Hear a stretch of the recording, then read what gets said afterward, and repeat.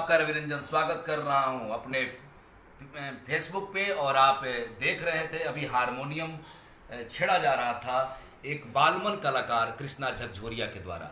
जी हाँ, मैं पहुंच चुका हूं सासाराम में, सहस्त्रबाहु की धरती सासाराम, जो अपनी वीरता के लिए जानी जाती है, त्याग और समर्पण के लिए जानी जाती है। वह सासाराम जिसे अब सहस्राम कहा जाता है, माँ तारा चंडी की गोद में बैठा सासाराम प्राकृतिक घटाओं से भरपूर है। गीता घाट आप जाएंगे तो वहाँ का जो सौंदर्य बोध आप देखेंगे तो आपको असीम सुखद अनुभूति की प्राप्ति होगी। और तब मैं आपसे कहूँगा कि जीवन में संगीत साधना सबसे बड़ी साधना है। और पूरे बिहार का भ्रमण करते करते आज सासाराम में हूँ। सासाराम में आया तो संगीत का आदमी हूँ, ऐसा लगा कि कौन गाएगा, लेकिन बहुत से लोग हैं, बहुत उस्ताद हैं। यहाँ शेर व शायरी बोली जाती है, उर्दू यहाँ की शानदार जुबान भी है। और आपको मैं बता दूं, यहाँ पे कवि सम्मेलनों में आने का बहुत बड़ा मौका मिला है, जिसमें देश के सशक्त कवि डॉक्टर सुनील जोगी, हरिओम पवार, विनीत चौहान जैसे दिग्गजों के साथ मंच साझा करने का मौका मिला है। सासाराम यानी सहस्राम ने मुझे बड़ा मौका दिया है। यकीनन यहाँ शेरशाह सूरी महोत्सव हो या विभिन्न आयोजनों पर यहाँ मैं आता रहा हूँ, लेकिन चुनावी समर में पूरे बिहार का रंग कैसा है, वो रंग राजनीतिक रंग हो सकता है, लेकिन कला साधना का सबसे बड़ा मंच भी सासाराम है, तो मन इधर जरूर आया। उबड़ खाबड़ जिंदगी में संगीत का रस नहीं हो साहब तो जीवन बेकार है। फिर मन आया कि कुछ सुना जाए, कुछ बातें की जाए आपसे। आप भी बहुत दिनों से सोच रहे होंगे कि मैं आपसे जुड़ नहीं पाया था। एक शेर पढ़ता हूं, सुन लीजिएगा कि हर फैसला होता नहीं सिक्का उछाल के, ये दिल का मामला है जरा देखभाल के। मोबाइलों के दौर के आशिक को क्या पता, रख देते थे खत में कैसे हम कलेजा निकाल के। जैसे आप देखते थे पहले खत लिखे जाते थे और खत वो तकिए से चुराए जाते थे। ऐसा होता था कि कोई देख न ले, इतनी सहजता थी, इतना निर्दोष भाव था मन में। ये संगीत का भाव था और इत्मीनान से आदमी सुकून से अपनी जिंदगी जी रहा था। लेकिन मोबाइल आया साहब, परेशानियां हुई, अंतर्देशियां खत्म हो गई, पोस्ट कार्ड कोई भेजता नहीं, दिल में टीस आह का दर्द अब आपको मैसेज और व्हाट्सएप से भेजना पड़ता है, वो फीलिंग्स नहीं आती। मैं मोबाइल के दौर से निकल के उस चिट्ठी के दौर से बातें करना चाहता हूँ। यानी आप उस फीलिंग्स को इसमें नहीं डाल सकते जितनी फीलिंग्स चिट्ठियों में लिखते वक्त होती थी। तब मैं शेर पढ़ता था, सुन लीजिए फिर से। हर फैसला होता नहीं सिक्का उछाल के, ये दिल का मामला है जरा देखभाल के। मोबाइलों के दौर के आशिक को क्या पता, रख देते थे खत में कैसे हम कलेजा निकाल के। हेलो हाय होते रहेगा मोबाइल की दुनिया में, लेकिन वो फीलिंग्स नहीं आएगी। आपको मैं फीलिंग्स का एहसास कराऊंगा। उबड़ खाबड़ जिंदगी में फीलिंग्स खत्म हो जाए, संवेदना खत्म हो जाए, सब खत्म हो जाता है। उसी तरह से संगीत मानव जीवन का सबसे उच्चतम शिखर बिंदु है। आप मंदिर में गए हैं ना, पूजा करते होंगे, घंटियां बजाते होंगे, रोड़ी तिलक चंदन करते होंगे, भगवान की पूजा पाठ साधना में आप जब संलग्न होते होंगे उतनी आनंद की प्राप्ति होती है। मैं कहीं सुना हूं और पढ़ता रहा हूं तो मुझे लगता है कि नाद निनाद प्रकट हुआ प्रकृति से, और प्रकृति में जो सरसता आई वो संगीत से आई। प्रकृति ने संगीत को स्वीकार किया। नदियां बह रही थी, थम गई थी, पेड़ थे लेकिन उनमें कुछ भाव नहीं था, मानव था लेकिन उसके हृदय में अनुराग नहीं था। तो ये सब कैसे होता? ईश्वर ने दुनिया में सबसे अच्छी चीज बनाई तो श्रेष्ठ स्त्री को बनाया, लेकिन उससे भी श्रेष्ठ कोई चीज हो गई तो संगीत।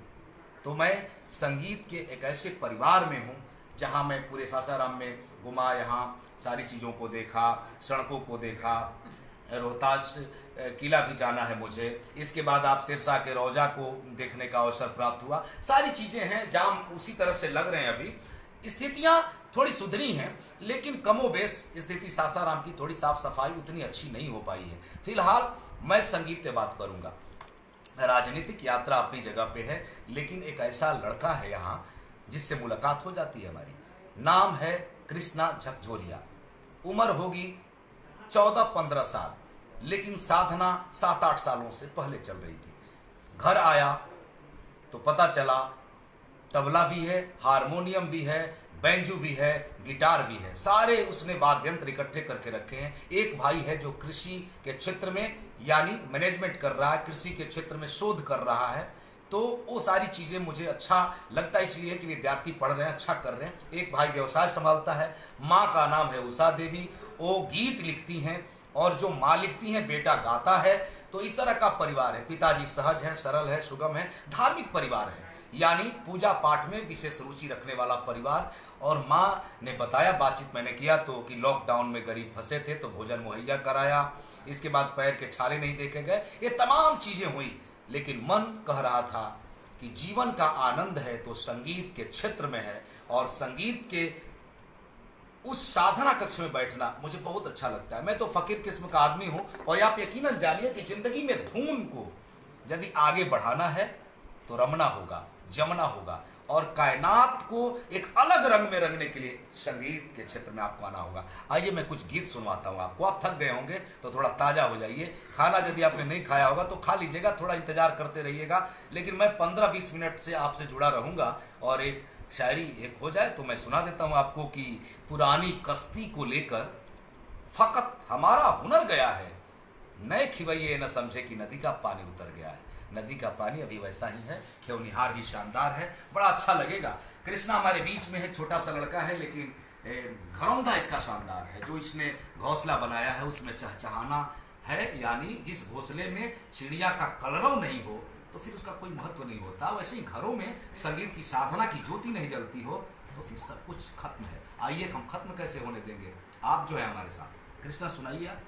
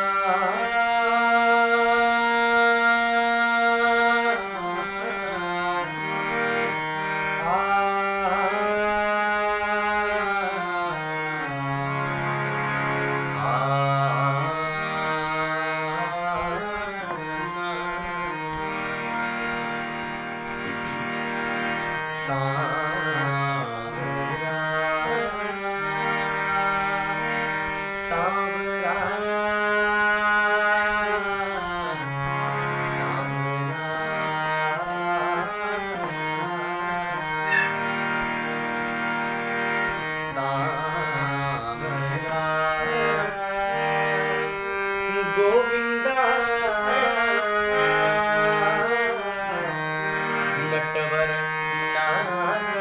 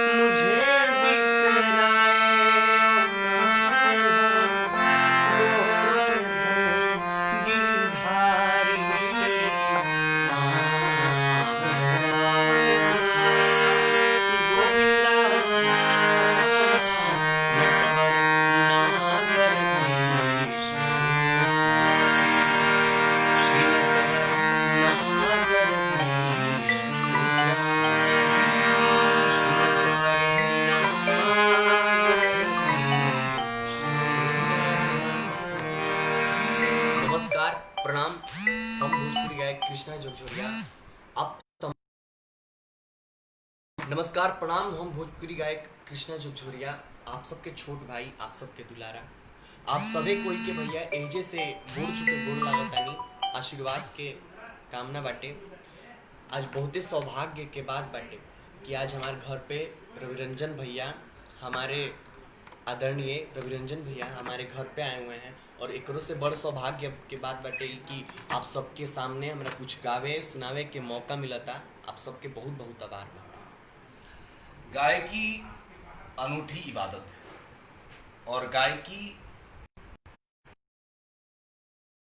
आपने जान लिया, जिंदगी में सब कुछ प्राप्त किया जा सकता है, लेकिन संगीत जिसके अंतः मन से ना आए तो जीवन खाली खाली होता है। जीवन के खालीपन को भरने के लिए अब देखिए ना, लॉकडाउन लगा, सारे कलाकार खाली थे, मन बोझिल था, आह टीस थी।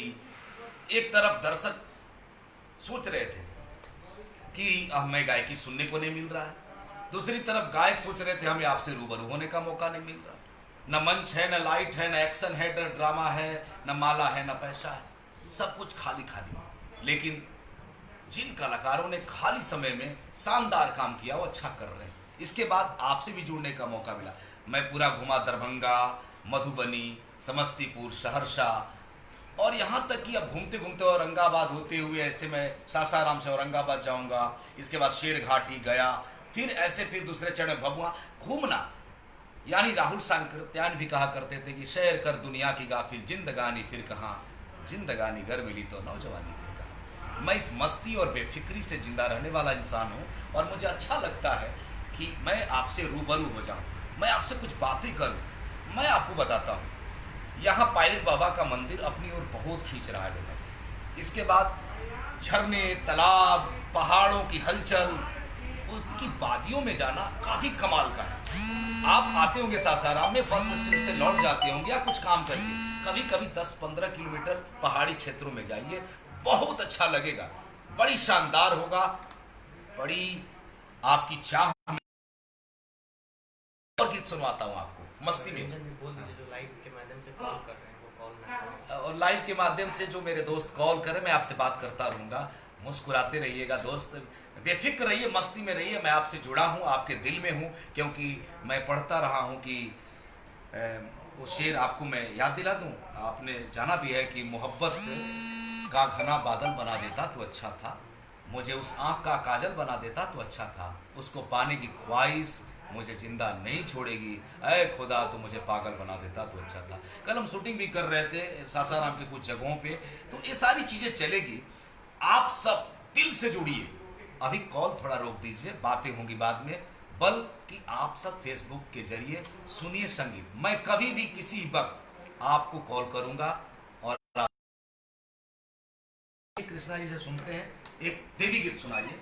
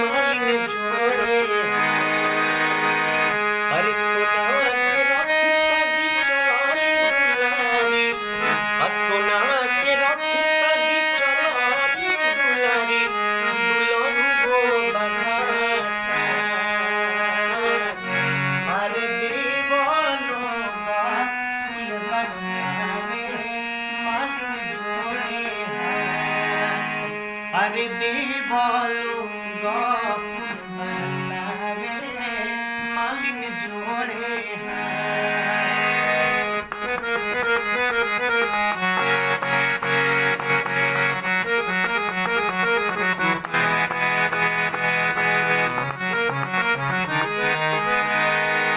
अरे के करा दुलरुआ दुलरुआ परखम माथवा पे हाथ के कर भरबू भंडार कावना दुलरुआ परखम माथवा पे हाथ के कर भरबू भंडार। हरे कृष्णा दुलरुआ माथवा पे हाथवा कृष्णा दुलरुआ के माथवा पे हाथवा रहो जिगिरबा। अरे दीवालो गफुर बरसावे मालिन जोड़े हैं। अरे दीवालो गफुर बरसावे मालिन जोड़े हैं। अरे मालिन जोड़े हैं। अरे मालिन जोड़े हैं। क्रूर हृदय को शांत करने की ताकत संगीत में है। यदि आप बेचैन हैं तो शांत हो जाइएगा, ऐसा संगीत में संजीवनी है। कृष्णा से मैं पूछूंगा, कृष्णा कब से गा रहे हो आप? अभी तो मैं बचपन से ही गा रहा हूँ। 2013 में मेरा फर्स्ट एल्बम आया था। First album. वेब के माध्यम से फर्स्ट एल्बम आया था और उस एल्बम में बहुत ही बढ़िया लगा। मतलब उसी एल्बम से गाने की रुचि हुई कि मतलब नहीं मेरे को कुछ अच्छा कर सकते हैं इसमें। कितना घंटा ये हारमोनियम आप बजाते हो? क्या कैसे रियाज करते हैं? क्या करते हैं? सुबह सुबह तो 5 बजे भोर में 5 से 7 तक रियाज करते हैं। अच्छा। सारे गम पद मतलब जितना क्लासिकल हो सके सुबह में, जितना क्लासिकल हो सके, जितना नीचे से ओम का जाप और मतलब सुबह सुबह में ओम का कैसे करते हो जाप?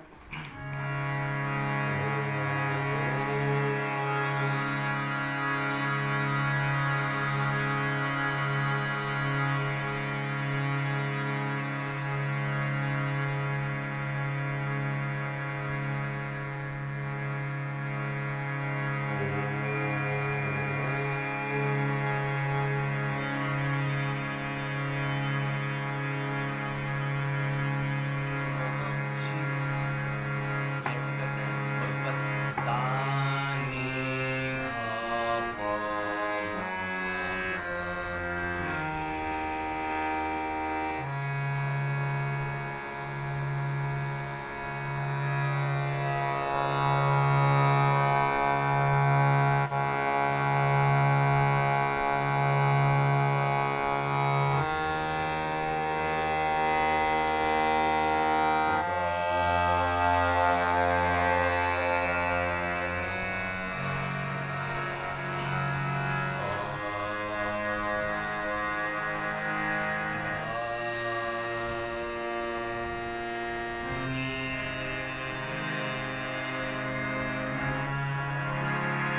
सुबह सुबह के टाइम जितना आप नीचे से रियाज कीजिए, मतलब प से गुरुजी बोलते हैं कि प से सुबह में प से ऊपर नहीं जाना, जितना नीचे रियाज करो और शाम को फिर रियाज करना तो जितना मतलब शाम को सदाबहार होता है। तो ये बताइए, सदाबहार होता है। गुरुजी कौन है आपके? गुरुजी हमारे श्री कौशल पांडे जी हैं, यहीं पे हैं। अच्छा अच्छा। तो यह बताइए कि माँ जो है आपकी बड़ी रुचि रखती है, उनका क्या योगदान है आपके समय? मतलब जितना भी है अभी तक जितना भी हम गा रहे हैं सब माही का कृपा है, माही का बहुत बड़ा योगदान है।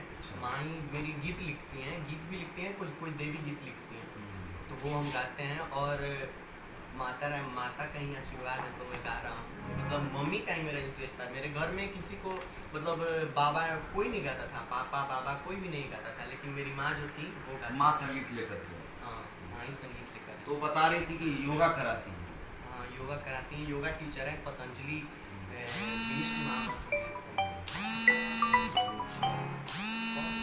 तो लोकगीत में मेरा एक एल्बम आया था, दिल बसेला दुपट्टा में। तो भैया लोग बहुत प्यार मिला है उस पे। आप सब भी सर्च कीजिएगा कृष्णा झकझोरिया यूट्यूब पे, और सर्च कीजिएगा दिल बसेला दुपट्टा में, आप सबको सुनने को बहुत मिलेगा कि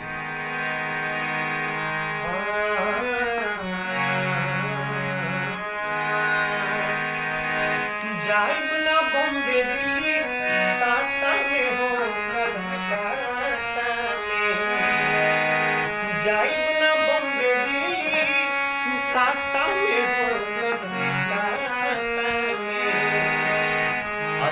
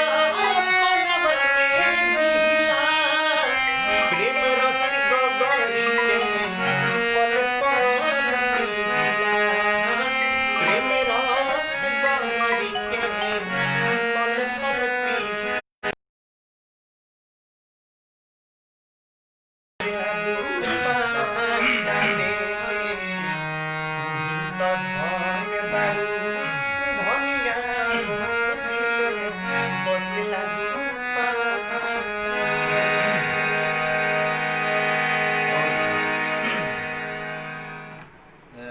अच्छा आप गा रहे हैं कि अच्छा ये बताइए, गीत बड़े फेमस हुआ है, ये पहुना है मिथिले में रहना, एक मुखड़ा याद है आपको?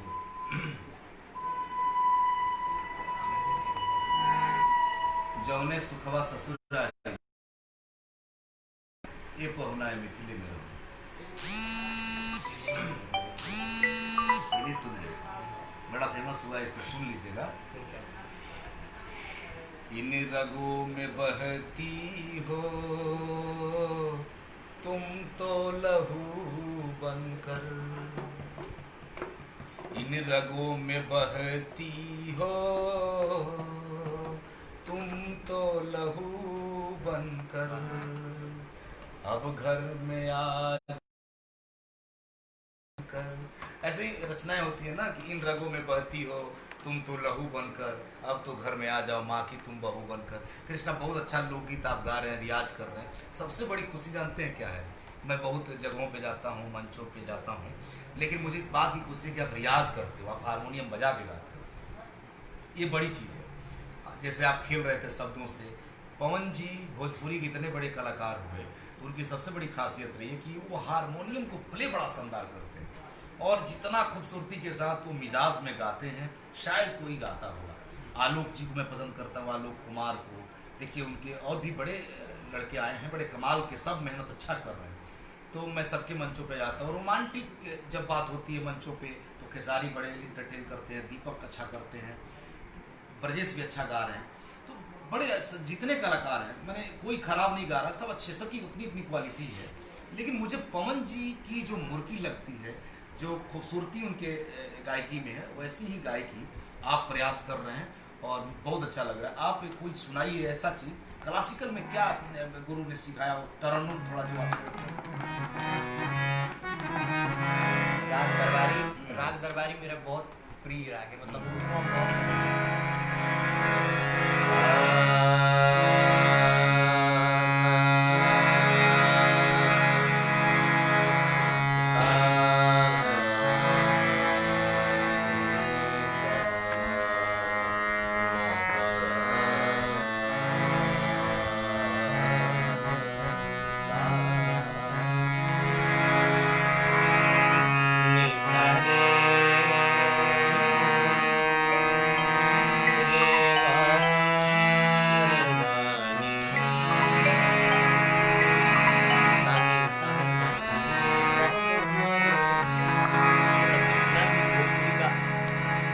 बहुत गीत इस दरबारी में, इसलिए मेरे को ये बहुत बढ़िया लगता है।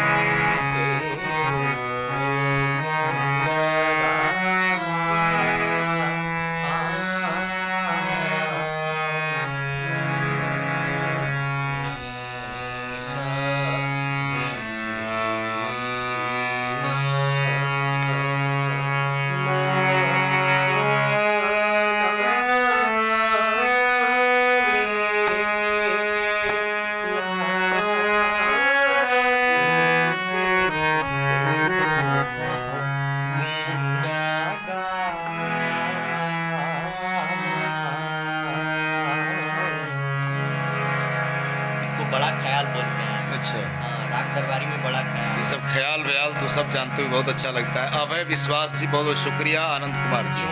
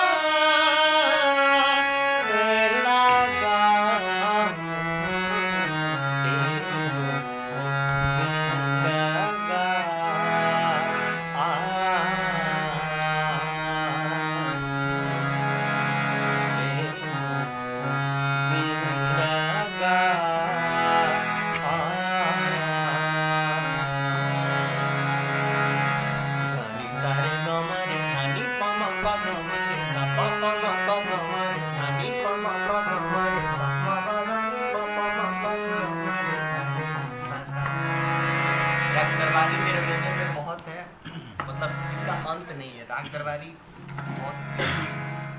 देखो हमारे फेवरेट कलाकार जैसे मनोज तिवारी को मैं बहुत लाइक करता था, इसलिए करता था कि कम आवाज में गाकर के भी लोकप्रियता हासिल की जा सकती है। उस समय पूर्वी कठार था, भरत जी गा रहे थे उठान पे, भरत जी जैसा लोक संगीत गाने वाला कलाकार, शारदा सिन्हा, तो लंबी आवाज, मुन्ना सिंह जी, ये लोग, ये दौर था। फिर मनोज जी जब आए तो उन्होंने लेकर के स्थापित किया। कितनी मासूमियत से गाते थे, जैसे मदन राय जी गाते हैं मीठा, ए चंपा चमेली कलियल बेली नैना लड़ा के कहाँ जात वाड़ू, कहाँ जात वाड़ू तू नैना लड़ांगे ननांगे मना भूली। माने आप ऐसे देखेंगे शब्दों को जोड़ करके कैसे माला बना देते थे कमाल के कलाकार, भाव प्रकट करके। हाँ, भाव करके। उस देखिए एक क्या होता है ना, जैसे रिदम धाम धूम चल रहा है और वो संगत को जोड़ देते थे, आप मेरे साथ चलो, मैंने संगत करो। तो ये चीज़ों को मैंने मनोज जी के साथ संचालन करते वक्त भी देखा। जब मैं विक्रमगंज में था, संचालन किया उनके साथ, 50 शो मैंने किए। इसके बाद मैं देख रहा हूँ लंबे दौर में, तो इस लंबी आवाज़ से उन्होंने थोड़ी मुक्ति दिलाई, जो बहुत टान के गाया जा रहा था। विष्णु ओझा जी ने फोक को बड़ा जीवंत किया, औरतों के धुन को लेकर के आए। गोपाल जी बड़ा अच्छा गाते हैं, एक गीत उनका मुझे बहुत अच्छा लगता है। मुझे गाने उन्हें नहीं आता है, लेकिन तुम्हारी संगत में थोड़ी देर बैठा तो लगा कि कुछ हो रहा है। देखो अब तुम ये बताओ कि हमको गाने नहीं आता, लेकिन इंटरटेनमेंट के लिए दर्शक जो हैं काफ़ी देख रहे हैं आपको, और मुझे इस बात की खुशी है कि कृष्णा आपने रियाज अच्छा किया और आप बहुत अच्छा कर रहे हैं। और आप, मैं एक माटी कहे पुकार के कार्यक्रम लेके भी आऊँगा जल्द ही। जितने अच्छे क्लासिकल मूड के कलाकार होंगे, जो माटी से जुड़े लोग होंगे, उन तक मैं पहुंचूंगा। माटी कहे पुकार के बड़ा हिट कार्यक्रम होगा। मैं कुछ देर में आपको कुछ दिनों के बाद बताऊंगा, इस पर वर्क काफ़ी तेज़ी से चल रहा है। वो गीत मुझे गोपाल जी का बहुत अच्छा लगता है। ई बतावे के परी की कर कहल कर तारू, किसे बाड़ू सटियाइल हमके आन जान तारू, कैसे बदल गई अच के स्वभाव हो, बतियाई कैले बा करे जवे में घाव हो, हमारा बुझाता बाटे बबलू के चाल हो, नात भर मौले बड़े तोह के गोपाल हो, तो मुझे बहुत अच्छा लगता है कि गोपाल जी ने पीच को छुआ। तो मैं कृष्णा जी, मैं आपसे बात करके बहुत खुश हूँ। एक गीत मैं चलते चलते आपसे सुनूंगा, सासाराम की माटी से, फिर हमें आगे जाना है और इसके बाद आप बहुत अच्छा करें और हर शहरों में जो अच्छा गा रहे हैं सभी लड़कों को बहुत बहुत शुभकामनाएं। एक गीत अपने पसंदीदा कोई सुनाइए।